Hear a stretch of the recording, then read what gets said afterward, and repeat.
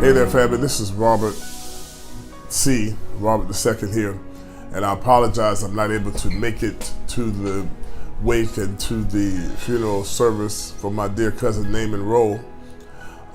Many of you may not know, outside of ministry, I actually work in the funeral business, and so of course Fridays and Saturdays are our busiest days. So I actually run 20 acres of cemetery, cremation, burials, all that, and could not get the coverage.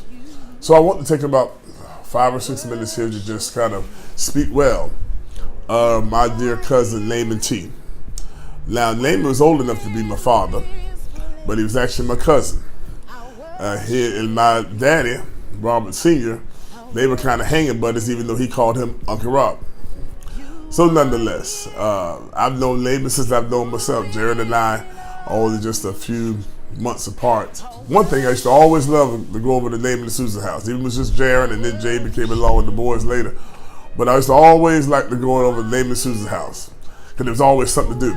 No offense, Mama, but that was like the cool house. You know, it was the cool house.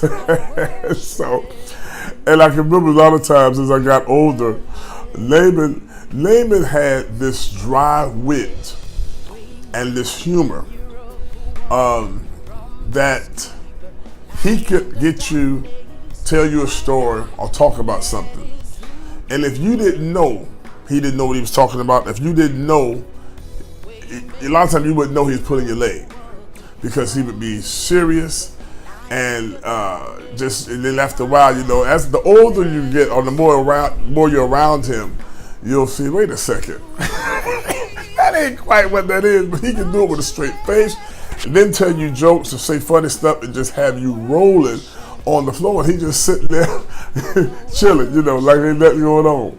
Now, he also had a very vivid imagination and ability to tell stories. I always look forward to, if I came home from school or was passing through, or when I was living there, if I got a moment to go around the corner or go over there to the house and just sit up under the tree or sit at the park or wherever he was. Sometimes he and my daddy. A lot of time I would just sit there and listen to him and my daddy, him and the fellas just talk. And I mean, just, oh my God, the stories, you know, but I couldn't, some of them, viewer discretion was advised, couldn't repeat them, it's not, you know, but but still, I tell you, it was always look forward to, because you knew Naaman was going to give you one.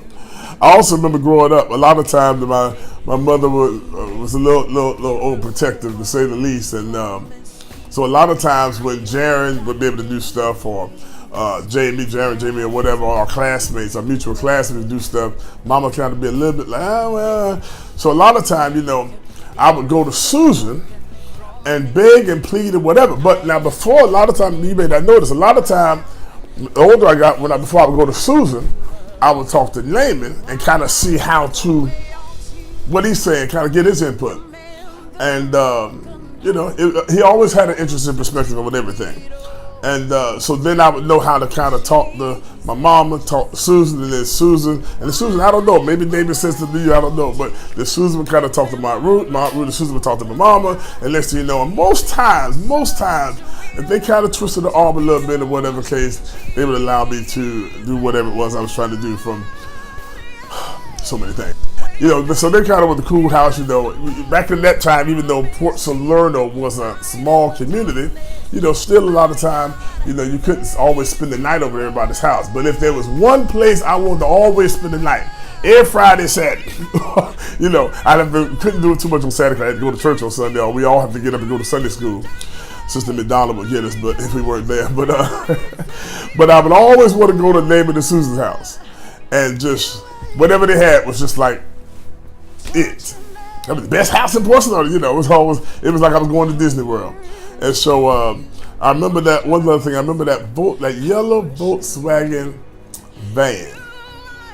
I don't know why. I don't know how the van, but I can remember Naaman driving the van sometime, and it was just something about Naaman. Naaman could take a family van and just make it cool.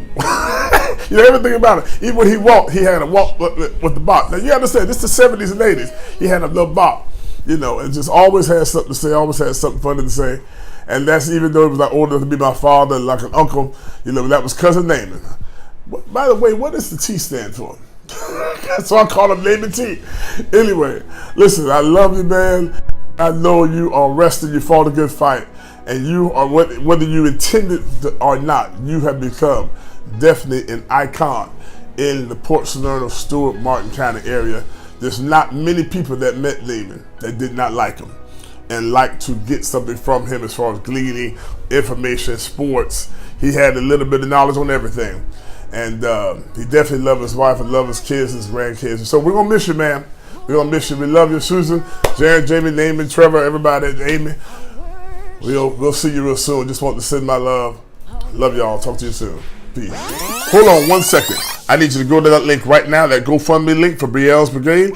That's Naaman's granddaughter. Brielle, she has a rare disease that there's no treatment or cure. He would love to honor him, go there, make a donation, that she could be treated and that she could be healed. That would make Naaman T. Rowe very proud. Go to that link right now. Come on, let's go.